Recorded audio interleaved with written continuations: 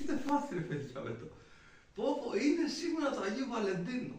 Πρέπει να βγω, πρέπει να είμαι τέλεια προετοιμασμένη για το Instagram, να βγάλω φωτογραφίες. Πρέπει να έχω περάσει ένα casting το οποίο δεν υπάρχει.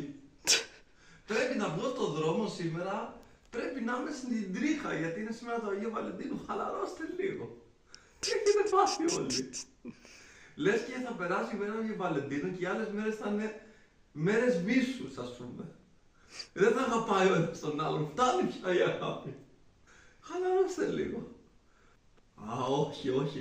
Θα βάλω αυτό το κραγιόν γιατί είναι το Αγίου Βαλεντίνου, όχι. Αυτό πρέπει να βάλω σήμερα. Και τη Δευτέρα και την Τρίτη και την Πέμπτη και την Παρασκευή και το Σάββατο. Θα τον αγαπάς τον άλλον, δεν έχει σημασία. Άμα τον αγαπάς, τον αγαπάς. Άμα τον εμισείς, τον εμισείς. Τις επόμενες μέρες όλοι θα είστε στο γιατρό για σφραγίσματα με τόσα γλυκά που έχετε φάει σε μια μέρα. Αντί να φάτε κάτι άλλο.